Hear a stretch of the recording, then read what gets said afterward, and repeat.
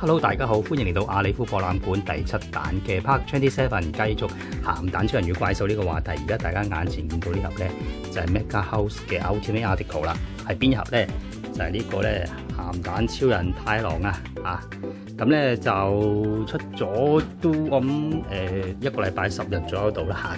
咁就其實到咗手好耐嘅，但係就冇啲時間拍片啦。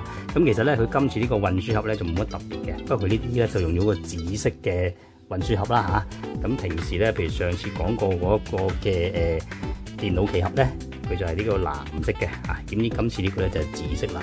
咁其實啲運輸盒就佢印到咩色嘅咩色咧，應該冇乜大關係嘅嚇。好，咁咧轉頭翻嚟咧，我哋咧打開個運輸盒啦，睇下佢咧入邊有咩特別啦。咁啊後邊冇乜特別啦嚇，咁轉頭翻嚟再睇啊。好，咁咧先開咗個紙皮箱先啦。咁啊〜其實就都好有經驗啊，唔應該搞太耐嘅啦。咁啊，盡快做俾大家睇啦嚇。咁啊，就呢個咧就冇嘢啦，即係解開啲膠紙啦，開咗個紙皮箱啫嚇。咁樣其實咧就呢個就冇乜難度嘅嚇。咁啊，不過咧就要少少時間啦。冇好盡快嚇。咁其實都搞掂嘅，好咁啊，開咗佢先。咁咧就呢件玩具咧，咁其實咧就到咗手一段時間㗎啦。咁我都即係好想開嚟睇下咁樣嘅。咁但係咧就發覺到咧就冇乜人講啊咁樣嘅，好神件玩具係咪出得唔太靚定點樣咧？咁所以咧就調翻轉，之後令我咧就好有興趣想打開嚟睇啦。咁咧嗱，一開出去咧就見到嗰個標誌啊！呢一個咧就係佢嗰個警備隊嗰個嘅嗰個 logo 嚟嘅啊，個標誌咁樣樣嘅呢個啊，見到咁樣啦。咁咧就咁喺呢度咧就掟咗出嚟睇佢成個盒出成點樣啦。攞佢啲嘢先啊，咁樣盡量啦，咁啊簡單啲啦嚇，掟咗出嚟啊！咁咧其實就掟緊出嚟噶啦。好，咁咧一開出嚟嘅時候咧，就應該會調轉咗噶啦，嗰個盒咁樣嚇。咁咧就好，佢嘢出嚟。好，咁咧咦就見到太郎嘅嗰個頭部嚇，咁喺呢個。好，咁啊掉開個紙皮箱先嚇，見少少。哦，咁原來歪咗個鏡頭啦。咁好呢個，我哋咧打側佢啦。啊，就一就翻個鏡頭好少少啦，呢個好。咁咧呢個咧就係超人太郎啦嚇，咁樣。咁佢呢度咧就一半有個佢嗰個頭嘅一個嘅剪影啦嚇，咁樣。咁另外呢邊就有另一半啦。咁即係話咧，如果你動你去擺嘅時候咧，咁樣你就可以睇到成個太郎嗰個面相啦。咁其實咧以鹹蛋超人嚟計咧，太郎嘅嗰個頭嘅嗰個，我都幾中意佢個頭嘅設計嘅，特別中意佢呢兩個大角啊咁樣咧。咁同埋呢個咧有少少似七星俠嗰隻眼啊嚇。其實咧超人太郎咧就係超人之父同埋超人之母個仔嚟嘅嚇。咁但係超人之父咧啊，呢度睇得清楚啲啦嚇。咁呢個咧應該係件玩具個實物嚟嘅啊。咁個盒嘅後邊眼可以着燈啦，心口呢個位可以着燈啦。咁唔知係咪佢可以擺到呢啲 pose 咧？啊，即係隻手可以換件啊，就擺翻呢啲唔同嘅 pose 咁樣樣啦。咁另外咧就有光有聲音啊咁樣。咁但係佢有 BGM 喎。佢 BGM 其實咧我最關注一樣嘢就係話佢到底用邊一個 BGM 嚟做佢嘅嗰首歌咧？啊，會唔會係佢開頭嗰個主題曲咁樣樣咧？啊，咁所以咧呢個唔知道啦。好，咁咧。側邊就咁樣啦，頭先睇過啦。另一邊嘅側邊，咁咧就有幾個剪影咁樣嘅。咦，咁原來佢有啲特別嘅，即係手咧呢個位咧有個手鐲可以換嘅。雖然一個相同嘅手型，但係呢個手鐲就咁樣，呢個咧就另外一個有個武器喺度嘅咁樣。咁咧就另外咧上面呢個咧就即係擺呢個啦。啊，呢個係出嗰個光線嘅嗰個手型啦。呢個咧就平時一個準備對戰嘅姿勢啦，咁樣。咁就佢都係可以揭蓋式打開個盒嘅，或者我較翻高少少啦嚇。但係咧，可唔可以揭開個盒俾大家睇下？咁啊呢度開嘅啫。其實呢啲盒咧都怕搣爛佢嘅，不過咧其實幾好嘅，佢咧就可以咧等大家未開盒之前咧可以先睹為快啊！好，咁啊打開佢啦。哇！咁呢個咧都幾精彩喎。其實咧嗱已經見到超人太郎喺裏邊啦。啊呢個，另外啲 parts 啦。嗱咁其實咧呢一個咧我都開始知道係咩嚟㗎。其實咧呢啲咧就係咧鹹蛋超人咧佢哋自己嘅嗰啲文字嚟㗎。啊！所以覺得好似好潦草咁，又好似啲英文咁樣咧。咁其實就唔係我哋人嘅文字嚟嘅，就係啲鹹蛋超人佢哋嗰個國家嘅嗰啲文字嚟嘅。啊！咁呢個就係太郎個名嚟㗎。但係點樣讀同埋有咩意思咧？真係唔知道。啊呢個，咁我哋就係知道佢叫太郎啫。咁啊都係講翻佢啲姿勢啦。啊咁樣啦。咁另外就都係嗰個譬如話就着燈啊嗰啲咁嘢啦。啊呢啲咁樣咯。咁佢個盒咧就印刷精美嘅，咁就 OK 啦嚇。咁樣就太郎 Ultraman Number 6嚇，咁係咪即係佢第6個鹹蛋超人咧？呢個要數一數啦，咁樣。咁咧就好嗱，轉頭翻嚟咧，我打開個盒咧，拎個吸索出嚟，再俾大家睇。轉頭翻嚟再睇啊！好，咁呢度咧打開埋個外盒佢啦。咁咧就補充翻少少嘢先嚇，頭先講錯咗嘅。其實咧呢一個咧就唔係警備隊個標誌嚟嘅，呢個咧係超人太郎嗰個變身器啊！咁佢咧就揸住喺隻手度嘅，通常揸住一邊最低嗰邊長啲嗰邊啦，即係呢邊啦嚇，揸住咁佢咧就跟住呢度會閃光，咁跟住咧佢就變身㗎啦，咁樣咁就佢一般 Ultimate Article 咧，一係就用翻佢腰，如果蒙面超人嗰啲咧，就會係用翻佢腰帶嗰個變身器啦嚇，咁樣咁咧就做喺個盒面嘅 logo 啦。咁而鹹蛋超人咧就會用翻佢哋嗰個鹹蛋超人嗰個變身器啊，咁咧就做翻嗰個盒面嗰個個裝飾咯，個設計啊咁樣啦嚇。好咁啦，咁就有少少雙膠紙。好，咁唔緊要呢個嚇，咁我哋開出嚟啦。最緊要佢入邊啲嘢咧就齊全冇問題就 OK 噶啦，咁樣嚇。好，咁咧就要成日去睇住個鏡頭有冇即係校得啱啦。好，咁咧呢個咧就開咗啦。咁咧我就打翻平佢啦。譬如又哇喐咗個鏡頭添。好，咁咧好，咁啊攞出嚟先嚇。咁啊再加翻好少少個鏡頭啦嚇。咁咧就好攞出嚟啦。好，咁啊攞出嚟見大家啦。咁啊始終呢一個部分咧都係有少少論盡啊嘅感覺。咁就冇辦法，因為其實我張台唔係太大啊，咁要即係開盒玩具比較大少少咧，都比較麻煩少少。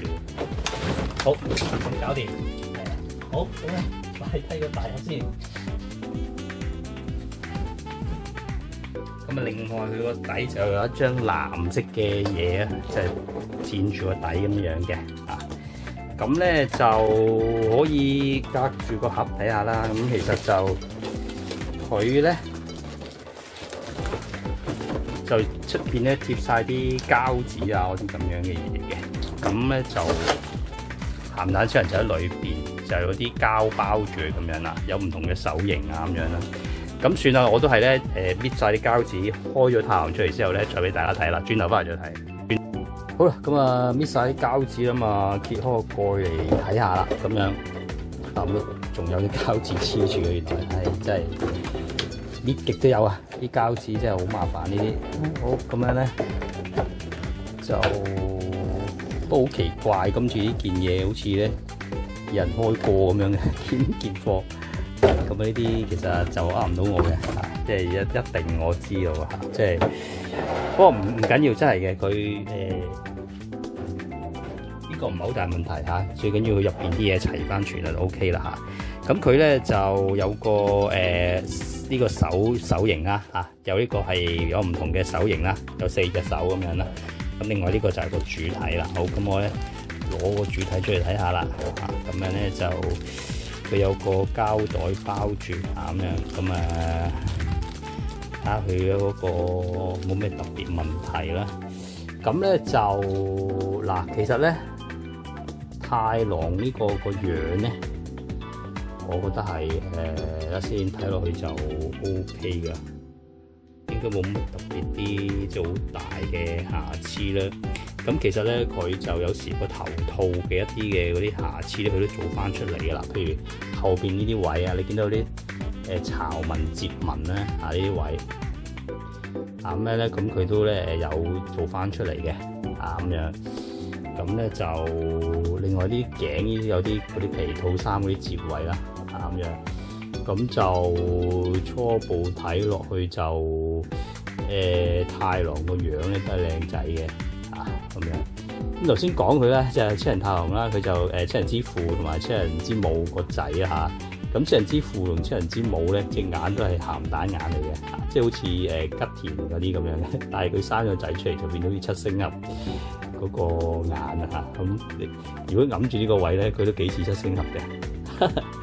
咁唔知點解會咁樣咁佢始終佢哋呢啲就唔係話好似人咁遺傳 DNA 咁生出嚟啩。咁鹹蛋超人係點樣生出嚟？咁其實呢個我真係唔知道呢個我諗要問好多師兄咧，即係佢哋好有研究先知啦呢個。好，咁佢咧後邊咧即係一樣有啦，即係呢啲譬如佢嗰個件衫嗰個骨咧咁但係咧就好似冇乜拉鏈，即係嗰個描繪咁樣嘅。咁初步睇咧件衫咧，佢就呢啲咁嘅摺位咧係有啲陰影做咗嘅，即係等佢咧就有一個嘅啲摺紋咧比較明顯啲啦。咁同埋呢啲位咧，咁佢咧就有啲拉鏈嗰啲位咁嘅。咁而家打鏡頭睇咧，佢比較鮮紅色一啲。咁但係其實我隻眼睇到佢咧，佢係咧比較乳色少少嘅啲紅色就比較深色啲嘅，就唔係而家大家睇到咁好似鮮色咗啲。咁咧就呢啲位咧咁佢咧有嗰啲拉鏈位，但係咧佢就冇油啲銀色落去，照樣係紅色噶。因為咧我記憶中咧，咁嗰個超人太郎佢嗰隻缽咧成隻都紅色噶，就唔會見到啲銀色嘅嘢咁樣嘅。咁就心口呢個位咧，佢係掃咗啲陰影嘅。而家咁都可以睇到咁其實而家大家睇到呢啲色咧，就似佢個身嗰啲色啦，就真係因為個鏡頭嘅問題咁所以咧大家睇到嘅呢個超人太郎咧係會鮮色少少嘅。咁同埋咧，就如果太鮮色咧，你就會好似好膠嘅感覺。咁但係其實咧，OK 嘅，佢嗰啲質感呢啲佢啲皮套衫嘅有啲啲咁嘅巢紋，你睇唔睇到啲暗暗啲嘅巢紋，唔係佢嗰啲瑕疵嚟嘅喎，係佢專登做落去一啲巢紋咁樣嘅。咁呢3個摺紋都算做得自然啦。咁就唔知佢砌埋隻手嗰啲會點樣啦，同埋着埋燈咁樣啦。因為佢好似而家呢個就藍燈，但係可以着紅燈嘅咁樣。咁就大致上係咁啦。咁其實咧，佢啲手嗰啲咁，就呢啲咁可以攞一隻嚟睇下啦，睇下啲手指啲指形做得靚唔靚始終成個砌埋晒，着燈咧就會吸引啲嘅。咁而家就咁斷開啲 parts 睇咧。咁而家睇呢個咧，咁其實咧。佢呢隻手咧，佢又冇乜點樣掃啲陰影喺啲手指位嗰啲嘅喎，咁其實我覺得咧，佢呢啲咧可以掃翻啲陰影落去咧，咁就會好少少咯同埋而家大家睇落咧，真係好鮮色好鮮紅色咁樣嘅。咁但係其實咧，佢係暗紅色嘅，即係比較深色少少嘅呢個咁樣咯。呢啲位佢就有啦，呢啲位佢就掃啲陰影落去咁樣。咁但係佢咧有啲少少唔係好一致點解隻手呢啲唔做翻啲陰影落去咁樣會好少少咁但係佢手入邊都有啲紋路啲乜嘢嘅手指形做得靚唔靚咧？睇落去就好似粗糙啲咁就砌埋先知啲駁口位靚唔靚做得咁呢個拉鏈位咧，佢就係有做陰影嘅佢好得意喎，個手套呢個位咧，手套以上呢個位就冇陰影咁樣。好，咁咧就轉頭成隻一齊買晒，連埋個地台咧，咁啊再同大家睇啦。轉頭翻嚟再睇啊。好，咁啊超人太郎啦，全隻砌好晒啦。咁我睇過所有嘢啦，咁其實基本上都 OK 嘅呢隻超人太郎。咁一陣間我再仔細講啦。咁首先咧就轉一個圈俾大家睇下啦。咁超人太郎咧，咁佢個身體咧就以紅色嗰個比重咧係佔多少少嘅，咁啊銀色嗰啲地方就少啲啦。咁今次咧就佢一樣咧都有啲好細緻嘅刻紋啊咁樣嘅嗰個表達嘅嚇，咁我覺得都 OK 嘅，做得件皮套衫嗰個質感咧，咁就其實係做得幾好嘅。不過咧佢今次咧亦都係有啲咧就係譬如話嗰個 boot 啊，即係嗰個嘅好，咁啊轉咗個圈先啦嚇。咁其實咧就譬如佢嗰個 boot 咧，佢今次咧就冇乜點樣做到陰影咁樣嘅。咁睇落咧就一撇咁啦。但係咧佢成隻嘢個，譬如呢件衫啦嚇，即係由呢除咗個 boot 咁樣啦，同埋呢個除咗個皮套手套之外咧，咁其實咧就全部咧都有做啲陰影嗰啲咁咧，都做得幾靚啊！譬如胸口呢啲位啊，咁都做得幾好嘅咁樣。咁就另一樣嘢值得高興嘅就係話，其實佢咧就可以講話冇乜 set 位嘅咁啲顏色上色嗰啲咧都算做得幾好。今次咁就啲質感頭先講過啦，係做得唔錯噶。譬如後邊呢啲咁樣撳凹咗嘅啲皮套衫呢啲咁嘅表達咧都做得幾好嘅呢啲咁樣地方扭曲咗嗰條骨嘅衫後邊嗰條拉鏈嗰條骨咁樣。咁上面呢一釘釘咧都上咗色嘅，上咗啲金金地色咁樣嘅，好淺色咁樣又唔太搶咁樣咁幾好嘅。咁但係其實就嗱，而家睇呢個咧，佢咧就幾得意。呢個咧佢咧呢個手套咧，佢出邊又好似有掃咗少少嘅陰影咁樣嘅咁咯。個手掌裏邊就冇做咁樣嘅。咁總之佢個手套同件皮套衫嗰個配搭咧，喺隻腳嗰度咧配搭得唔係咁咩咧，咁自然咧就比較明顯啲嘅。個手嗰個就好少少啦，個手嗰個咧就好似自然翻啲咁樣咁其實大致上係 O K 嘅佢就唔會像七星俠咁樣咧，成個隻腳嗰個 boot 咧就變成一個即係好擰身咁樣咯咁今次咧佢就一個平底嘅，完全冇乜表達咁樣咯。咁呢度都有少少陰影做咗嘅咁樣。咁所以咧其實咧就基本上咧，我覺得佢嗰個顏色同件皮套衫嗰個表達咧都係收貨嘅，可以咁就睇翻佢嗰個嗱掹隻手啦，睇清楚佢嗰個心口嗰眼燈心口嗰眼燈咁都係做得幾靚嘅，藍色透明但係咧佢係有少少咧好似有啲凹咗落去咁樣嘅，有啲凹凸凸㗎，你睇下咁樣。咁我諗佢係故意咁做嘅因為咧有時咧喺嗰個電視裏邊睇佢嗰個心口嗰盞燈咧都唔係話脹卜卜閃靈靈咁樣嘅。咁佢都有做啲，不過希望因為呢唔係一個問題啦，因為其實好明顯我呢個燈好似有啲少少啲凹紋咁嘅上面咁樣。咁就OK 啦。咁同埋咧，今次佢嗰啲即係手臂嗰啲接口位咧，都係做得 OK 嘅就冇乜好大問題咁呢啲位咁樣接翻咁樣樣啦咁就都接得靚嘅嗰啲位呢啲位咁樣我合得唔好嘅咁聽到嗰個佢係一樣有條罅啦，當然佢嗰個接位，但係其實佢係拍晒入去嘅，就唔會話有啲罅咁樣咯都算幾好嘅。今次都算做得幾緊密㗎啦呢個都可以接受嘅即係如果你覺得少少罅呢啲位咁就唔係好大問題。另外側邊呢啲有啲好似啲突突啲骨嗰啲咁樣嘅嗰啲嘅表達咁樣都係有喺度嘅咁樣。咁所以咧基本上其實佢件衫嗰質感嘅表達咧，我覺得都 OK 嘅咁樣。咁另外仲有一對手嘅替換啦呢對手就係一陣間擺喺佢大隻就咁樣擺啦咁樣。咁另外咧有個配件啦，呢個咧就係佢隻手，就係嗰個手鐲啦。咁咧就有一個圓形嘅亦都有一個咧係一個好似皇冠咁樣嘅嘢嘅咁呢個咧係好似係我唔記得咗係邊個送俾佢一個武器咁樣去對付啲怪獸嘅。嗰隻怪獸特別難搞啲嘅咁就唔知係超人之父定超人之母定係邊一個佢啲超人兄弟送俾佢一個武器，就俾佢咧對付嗰隻怪獸特別難搞啲嘅。拼上嘅時候就咁樣一個手壓形態咁樣。咁今次呢個就比較有啲細緻啲嘅拍攝咁樣啦。咁樣好，咁咧就即刻咧試下佢個地台啊！仲有一樣嘢就佢有個說明書啦，有個黑白嘅說明書啦，其實冇乜特別嘅呢個咁另外就一樣有呢啲嘅貼紙呢個貼紙啦，咁就一個咁樣嘅貼紙啦，一個咧就呢一個就俾你貼翻喺個地台嗰度嘅咁你自己選擇啦，中意貼邊一個咁樣啦，咁樣好。咁個地台咧，我已經入咗電喺裏邊噶啦，咁就睇埋佢啲燈效啦。咁即係因為呢個都係一個佢個比較大嘅賣點嚟嘅咁所以咧呢個就整翻落去啦。好，搞掂咁我得先盡量即係擺翻好嘅。咁其實佢唔用個地台都可以企得好穩陣嘅。今次呢一個嘅超人大郎咁樣好。咁咧睇一睇佢啲燈效做成點樣樣啦，咁就要就一就個機位，所以有少少低炒下咁樣。好，睇下點先。好啦，毛第一個1嘅毛啦，睇下係咩嚟先。哦，咁好啦，就咁。咦？哦，唔係喎，仲有喎。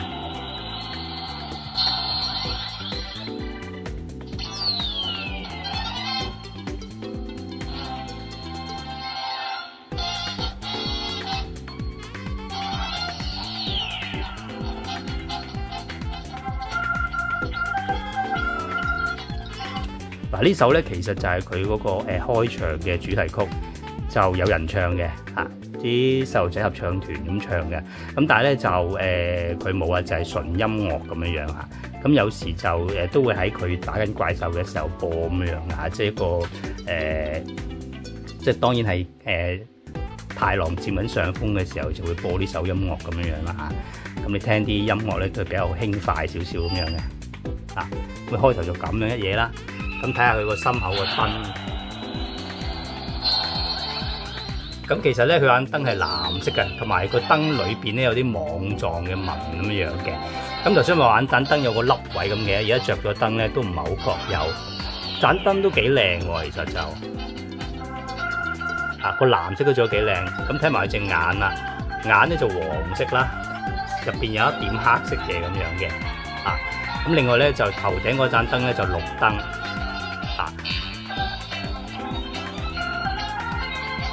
咁乘機聽多少少佢嗰個音樂咁樣咁就比較輕快呢個音樂咁樣。好，咁咧就整翻高啲啦，大家睇佢本身算數啦，咁樣好啦。咁咧就如果第2個毛，不如我轉咗佢隻手個姿態先啦。譬如咁呢個咧就可以插落嚟啦，咁樣。咁就留意到佢啲頸呢啲位咧都有啲巢紋咁樣嘅，咁所以今次咧佢嗰個嘅雕刻同埋嗰個件皮套衫嘅嗰啲巢紋嘅表達啊、顏色嗰啲咁咧，其實咧我都覺得係 OK 嘅，即係都算做得幾好嘅今次呢個咁就外形上我覺得都做得幾靚啦咁睇你中唔中意超人太郎嗰個樣我就幾中意嘅咁所以覺得 OK 啦，同埋而家咁樣夾呢啲手型，我都覺得佢好似夾得幾好，裝上去咁樣，喺呢個位啦。咁就其實呢個位就可以用呢個手握表達得，呢個皇冠形狀嘅呢個就得。咁如果你皇冠就咁擺啊，咁我可以試下，不如裝埋上去啦，掹走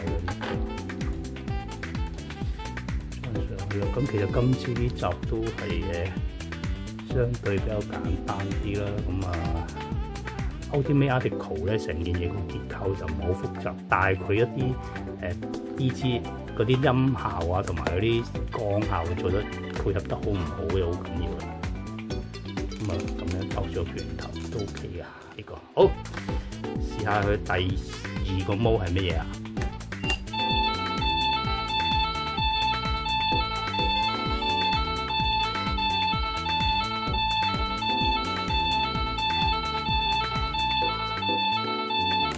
咁佢就一路咁着啦，就係玩燈喺度咁樣閃下閃下，同埋發出個信號燈，即係一個警示咁樣，正係差唔多夠鐘啦。咁大家都知道鹹蛋超人佢變身係有佢一個時間嘅限制嚇，咁太郎都唔一樣嚇，即係都一樣嚇，都有呢個咁嘅限制嘅咁樣嚇，就或者側側地去再睇一次。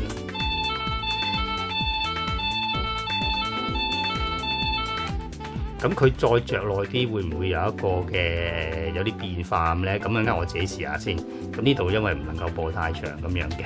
咁啊先講到咗一樣嘢，就佢仲有一個嗰啲地台支架嘅一包嘢呢個啦。呢個我就唔拆啦嚇，因為冇乜特別嘅用途，亦都對佢就算唔用個支架都可以企得好好咁樣嘅。啊，咁啊近距離又再轉一個圈俾大家睇下啦。咁都可以嘅，咁其實就Ultimate Radical 你可以話佢好單調咁樣咯，但係其實佢都係即係玩翻佢一個好簡單嘅啲眼著燈啊、心口眼能量燈啊，同埋少少嘅音效咁樣咯。超人太郎好似未出過，第一次出嘅啫，咁啊睇你中唔中意儲齊鹹蛋超人啦。咁佢亦都冇公佈下一個會唔會出。之前再出咗一個咧，就係積棍怪獸咁樣嘅嚇，咁嗰隻我哋又買。如果大家我睇下呢段片，大家個反應好唔好啊？要好我先至開埋嗰個積棍拍埋片去咁樣嚇。咁就好啦，轉頭翻嚟可以俾分啊，轉頭翻嚟再睇啊。好啦，咁啊有到俾分嘅時候嚇，咁其實咧呢一個嘅 figure 咧，其實佢係可以長着雙眼啊，同埋頭頂嗰盞燈啦，同埋心口嗰盞信號燈咧都可以長着咁樣樣嘅。咁只要咧你用個 Mode 2行到最後咧，佢就會定咗喺度，就變成咁樣樣噶啦。咁頭先 Mode 2嘅時候咧，咁佢嗰個心口嗰盞燈咧係會紅燈咁閃下閃下，同埋係會有嗰個嘅即係個信號就係完結嗰個。其實佢之後咧仲有好長嘅一段嘅佢發射嗰個光線啊咁樣嘅，同埋咧比較特別少少嘅咧，佢今次咧入邊有啲好似啲女人嘅即係喺度叫聲咁樣樣㗎。咁其實咧係應該係入邊某啲場口嘅嗰個聲效嚟㗎嚇咁樣。咁陣間咧我講咗再見之後咧，我會將呢個 mode 成個 mode 由頭至尾咁播一次俾大家聽嘅，咁大家唔使擔心。咁而家咧我先俾咗分先嚇。好啦，咁咧喺原著神髓方面咧嗱，其實今次呢一個嘅超人太郎咧，其實我覺得做得係唔錯噶。其實佢嗰個皮套衫表達啊、顏色啊嗰啲咁咧都做得好好噶，啲折紋啊或者啲巢紋啊，甚至乎上面一啲嘅瑕疵咧都有做到出嚟咁樣噶。咁所以咧佢係做得咧相當逼真咁樣嘅。咁另外咧欣賞佢一樣嘢就係話佢無論兩個隻擺手嗰個姿態咧，其實咧都係咧超人太郎嘅一個招牌姿勢嚟嘅嚇。咁同埋大家留意翻佢而家呢個弓字步嘅呢個弓字步嘅，即係呢個腳嘅呢個嘅表達咧，都係做得好好靚啊！即係個人有少少想傾向前咁樣樣咧，咁個姿態咧係做得相當唔錯嘅嚇。同埋睇翻佢做翻超人太郎嗰個身形態咧係偏瘦削噶嘛，超人太郎係咁佢咧都做到呢一樣嘢嘅。超人太郎咧就比較咧個頭大啲，個身咧就比較溜溜瘦咁樣樣嘅。佢呢個弓字步其實呢個形態做得幾好啊，咁所以咧就個姿勢做得幾好嚇。咁佢無論兩個姿勢嗰個拳頭，隻手掌擺個拳頭上面嘅嗰個咧，咁嗰個手型都係做得好好咁樣啊。咁所以咧今次咧喺呢個呢個原著神髓方面咧，我俾佢10分滿分㗎嚇。